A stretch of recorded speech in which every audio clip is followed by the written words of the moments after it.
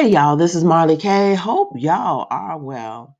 Got a story I want to bring to you from fizz.org, and it came out on December the 15th, 2023. And I found it interesting because, one, the wording that they used, it's finished.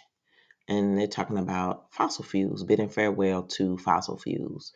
So if you don't know what's going on, um, they recently had the COP28 meeting, and I'm not sure if it has ended yet, but they have been doing this debate about phasing out fossil fuels, which is what we use to power our vehicles, our gas powered vehicles that we drive now, and that we've been using since forever.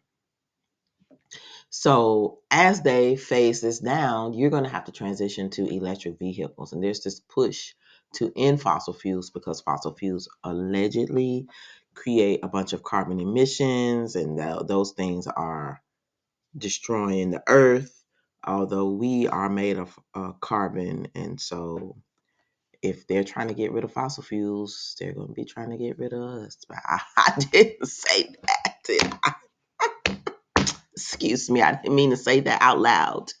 Anyway, let me get on with this story because I, things just don't make sense to me. They make sense to me, but I just don't understand why they don't make sense to other people. Anyway, the IEA boss says COP28 bid farewell to fossil fuels. It's finished. While the UN's COP28 climate summit marked a pivot moment when the world pledged to say goodbye to fossil fuels, that means your natural gas, your gas for your car, and coals, and all those things that we've been using forever, they're going away, according to these people. International Energy Agency, which is what the IEA stands for, Chief Fatih Birol told AFP on Friday it needs to now urgently boost finance for the energy transition in developing countries. So now that they've officially agreed to end fossil fuel, now all our taxpayer dollars, these governments are getting ready to throw money at this green economy. The green economy is really the beast infrastructure economy because everything about it is digital and electric. Um, with fossil fuels, you don't, you have the freedom to move about and do things, and it's natural. But with the electric stuff, components of it are natural, but it's also very traceable. Like, the end game is to not necessarily have a greener environment. It is to have a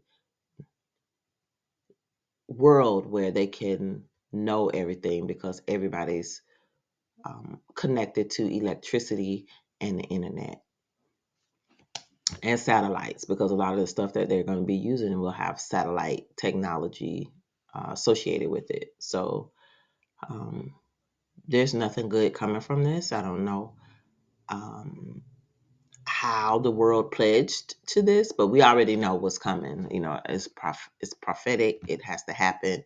But it's just very disappointing that more people can't see where all this is heading. Even when you tell them to their faces, they still don't care.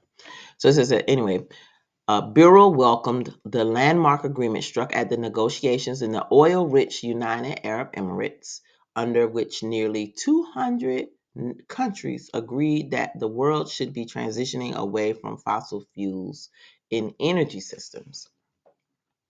But he said the next challenge would be to drive investment in emerging economies, particularly to reach for COP28's goal of tripling global renewables capacity and doubling the rate of energy efficiency improvements by 2030. So there's that 2030 number. But this is what came to me when they're talking about this drive. Um, they want to drive investment in emerging economies. Basically, they're telling you that the West, white nations are not going to be here. So they have to develop the brown nations and the black nations. So they're going to develop Africa. They're going to develop the Caribbean. They're going to develop all the places that they haven't explored, they haven't exploited, they have not raped and pillaged, or that they have when it comes to fossil fuels and other natural resources, but they're getting ready to transition to something new. They've already discovered those things. They are ready to move on. Those other economies are talking about their resources, but they're talking about them in context with BRICS. And if you don't know about BRICS, that is the new global power where it's going to be multipolar, won't be white rule or white supremacy rule or America rule. Is going to be the other nations, the most populated nations on earth, and the most resource rich nations on earth, ruling over everything and everybody. So they have to develop these other economies to keep the slave thing going that they have now. But to me, this is also another signal that the West is not going to be around, and what little that is around is not going to be able to contribute to anything globally. Like there's no um, reliance upon anything that's coming from the West. They don't have anything. They've never had anything. Everything that the West has had, they've exploited from other continents, and so that is what the rest of the world knows. So they're like rejecting the West, and they're like, pooh, we don't want you anymore. We're going to develop our own stuff. We're going to trade with each other. We're figuring out ways to get you out of our business, and we're going to do business with each other. And so that is what is happening. But I take this as a signal, and I hope you take it as a signal too. If you thinking that you're going to be living in the West and everything going to be good, you ain't going to be living here, because there is not going to be anything here. So if there's an opportunity for exodus, black people and Gentiles, I'm anticipating y'all better to be trying to get on up out of here, because there's not going to be anything here. They've already said that this place is going to be destroyed, utterly destroyed, and it's going to be desolate. You're not going to be able, there's nothing going to be here. It's going to be uninhabitable for ages. That is how much they're going to destroy this place. So if you're not, when I say this place, I mean the West. That's my 2 cents. Um, it's gonna be destroyed because it's just been evil and wicked, and it's done so much stuff to people, and there's been so much bloodshed that it's going to be judged. And I don't know why people don't think nothing is gonna happen here. Like they've done everything but tell you directly to your face what's coming. So they are preparing for the new order post desolation of the West, and getting rid of some of these children of the corn, because children of the corn are the biggest obstacles.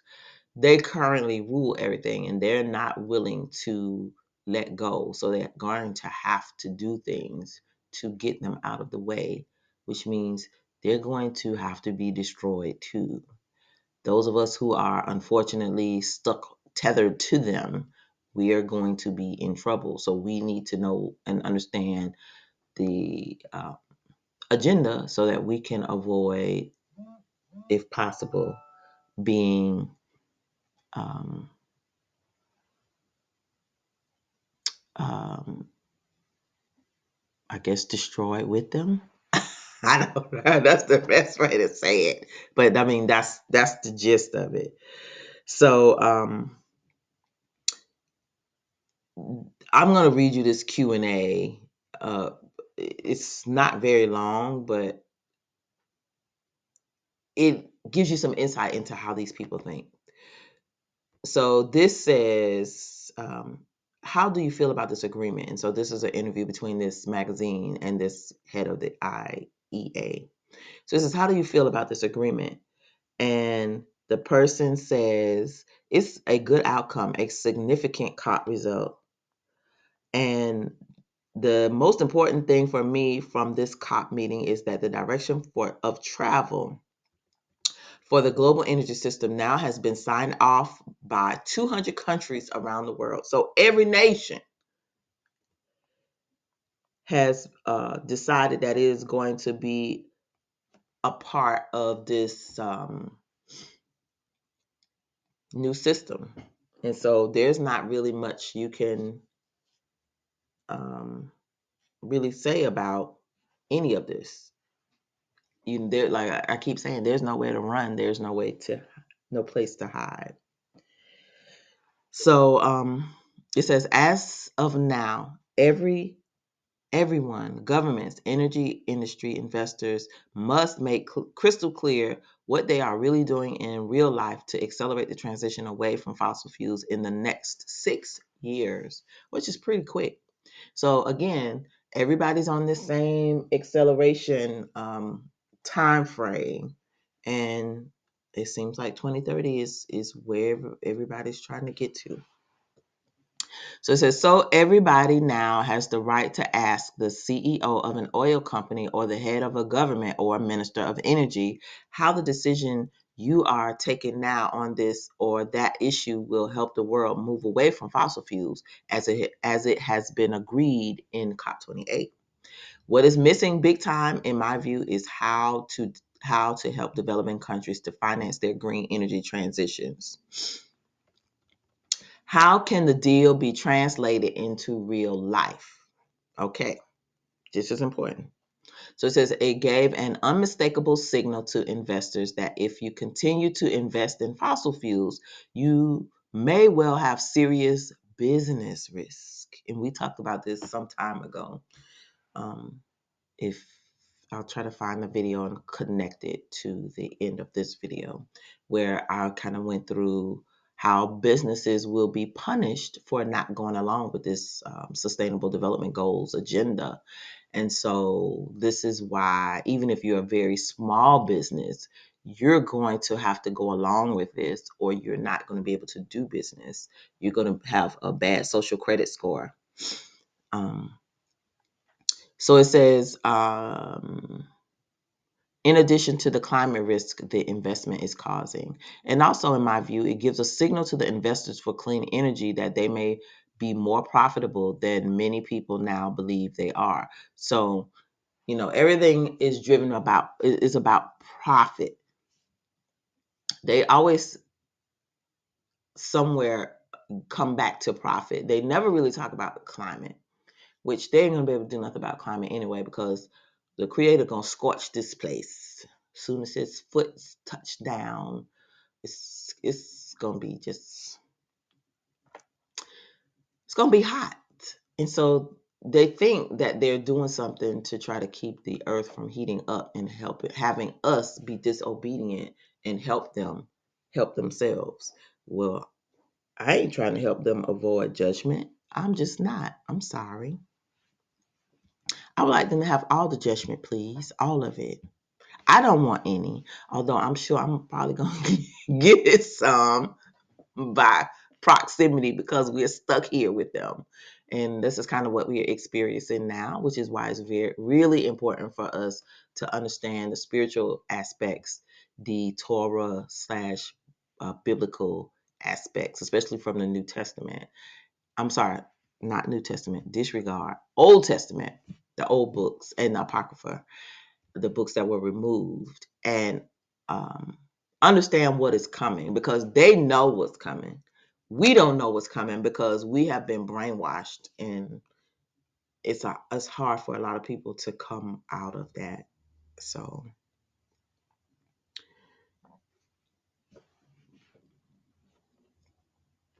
So it says, when we talk about climate change, it is not only people in London or Paris or Sydney who are raising the alarm.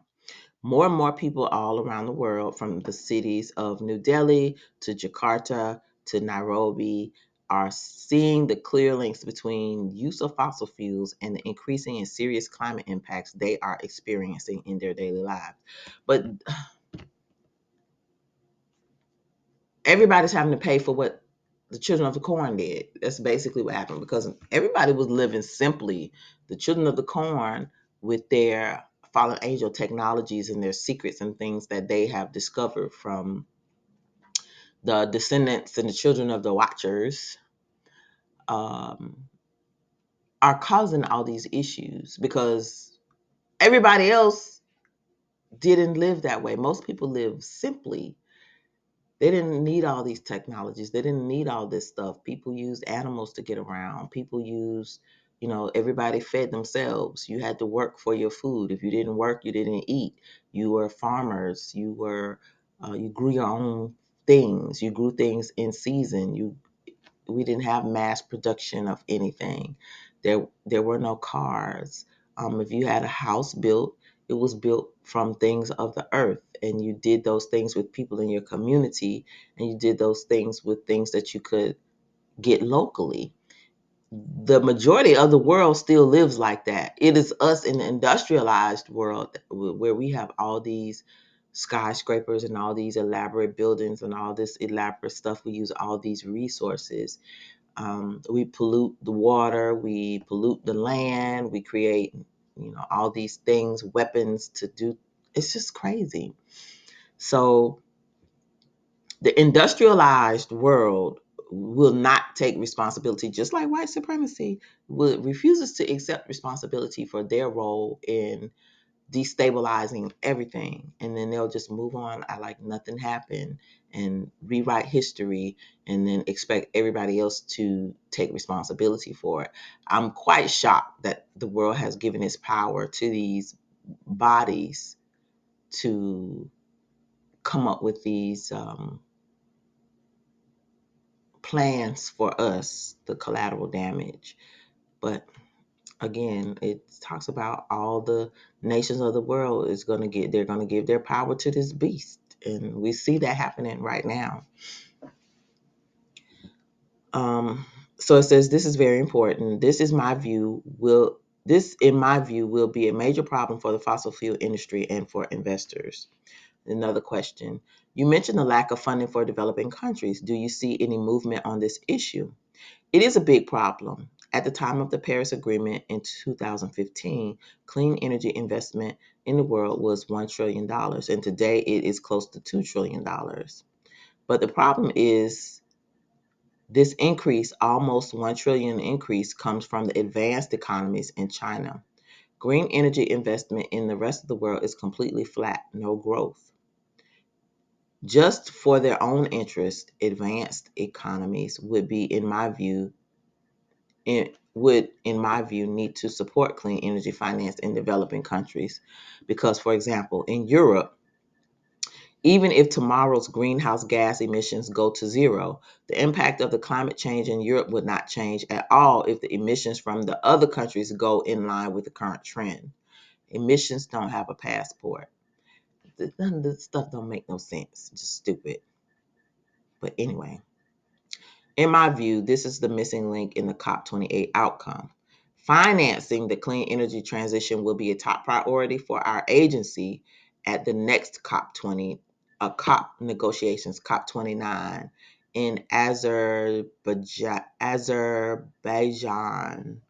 in late 2024. Is the world on the right track on renewables? We are not on the right path. That's what this IEA head says. Our next job will be a translation job, translating those targets to the real concrete energy policies around the world. Another question. Observers have pointed to potential loopholes in the COP28 agreement, like the nod to gas as a transition fuel. Is this a concern? I wouldn't say that tomorrow the use of gas will be zero. It needs to decline, and to decline rapidly. But the different parts of the world will have different profiles. Europe is different from Africa. 200 countries have signed a document to say goodbye to fossil fuels. The direction of travel is extremely clear. There is no way to change it now. Too late. It's finished. Okay, so There's so much in this last sentence. The direction of travel is extremely clear. There is no way to change it now. Too late. It is finished. That is haunting to me, but I'm not going to beat a dead horse. We already know what time it is. This is a data point. You understand where these people are taking us.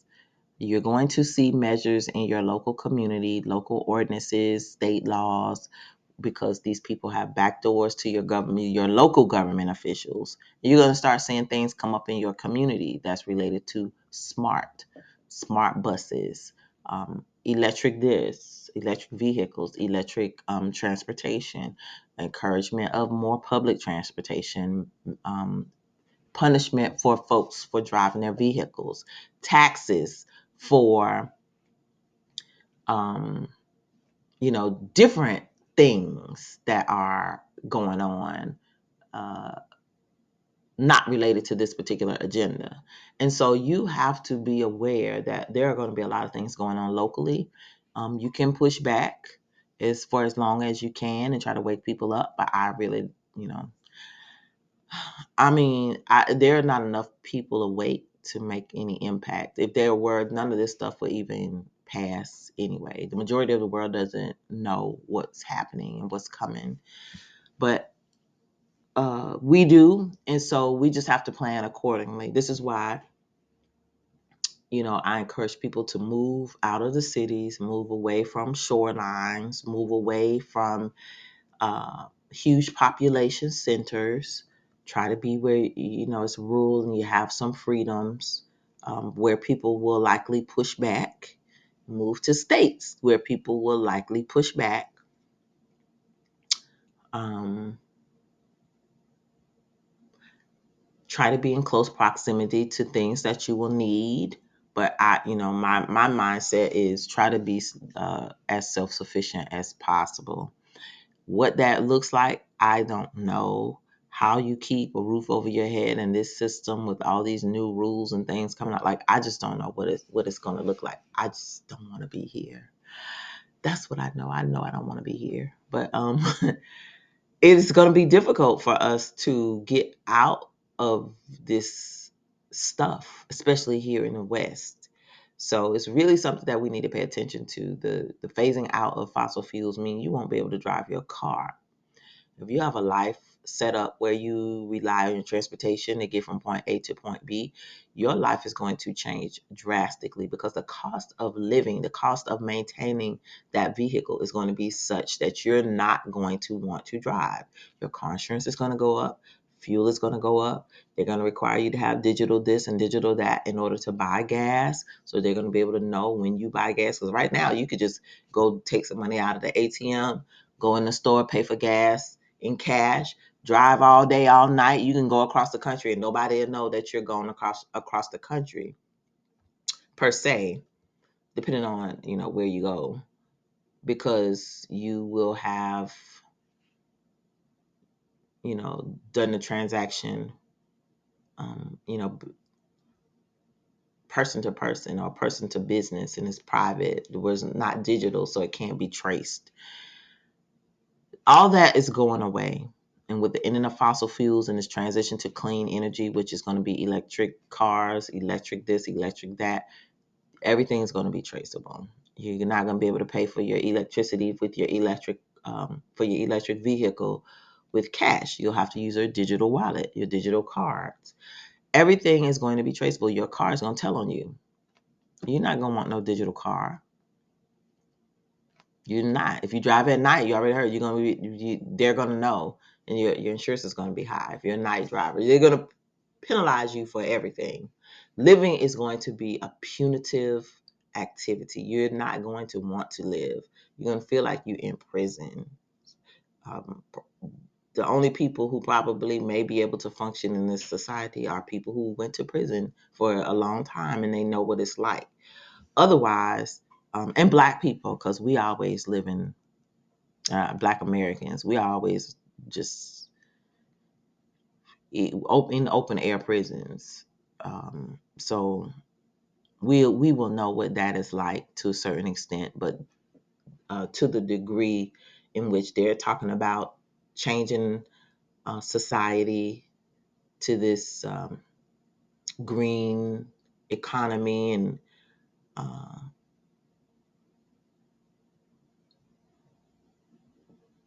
green society. I don't know how it's going to work. Um, by the time people start rebelling, it's going to be way too late. So, anywho, I just want to share this with you. They're talking about ending fossil fuels. They're going to phase them out, but I don't think that it is going to be a pleasant phase out, and I don't think it's going to be a pleasant transition. 2026 is right around the corner. A lot of the car makers in the West have already transitioned their plants to not make any more fossil fuel cars. They're only making electric vehicles, and it's in national legislation. Um, and the electric cars got to have kill switches in them beginning in 2026. So whatever you see now, that's a fossil fuel vehicle, is probably all you're going to get. So again, they're going to punish us for having a fossil fuel vehicle. So if you think you're going to be independent and you paid off this and you paid off that and you're going to be fine, like there's no way we're going to be fine if you're not thinking ahead of how to transition into this new system. If you're planning on going to it, it's going to be painful for all of us. It's going to be where you're going to like be picking and choosing. Am I going to drive to work, or can I buy her some bread or oatmeal or whatever? We're gonna have to make some difficult decisions, and I'm not sure we are ready for that. I'm just not sure. But anyway, please like this video, share it, and subscribe to the channel. Hit that bell notification and hit all so that you'll be notified every time I upload new content. Follow me on Odyssey, Rumble, Instagram, and Facebook. Links are in the description. And if you'd like to support the channel financially with a donation, links for Venmo and coffee are also in the description. Your contributions are greatly appreciated. And if you've already contributed this year, I greatly appreciate it. Love you. Thank you. Thank you. Please keep prepping, keep praying, keep thinking. Use your thinking gaps, because this is very difficult to figure out how we're going to get out of this. But we're going to do it. We're going to do it by seeking the Most High, because there's no way we can do it on our own accord. We just can't. Like, as you can see, we're like outnumbered, and our nations are selling us out. Our leaders are selling us out. So that's another thing that we have to think about. 200 nations sign on. That means every leader on earth of almost every nation agreed to this. So they didn't talk to us about this. They didn't ask us. They just did it. They go to these meetings and they just do stuff. And then they come back home and tell you, this is what we did. This is what we got to do, with no regard for how it inconveniences us. But that's because the adversary is ruling the world, and the adversary is using leaders to um, fulfill his agenda. So again, if you think politics is the answer, as you can see, you don't have no friends. Only friend you got is the creator. If you don't know him, I recommend you better get to finding him out quick. Find him and learn him. Trust him. Have faith in him. Because there is no way we're going to be able to get out of this stuff on our own. We in trouble. We are in danger. And I can't express that enough to you. So with that said, keep prepping, keep praying, keep thinking, keep seeking the Most High. Obey those laws, statutes, and commandments. Keep the Sabbath. Keep your head on a swivel and understand that life is getting ready to change for us drastically. They said 6 years, which means really 3 in this, maybe even 2. Like, we can expect within the next 2 years a lot of stuff to change drastically. Expect that chaos, because that's how they're going to get their order. Food for thought, but at least you know what's coming, because that's my job to help you understand how those things will impact us at a very finite local level. All right, this is Marley K. Love y'all, and I'm out.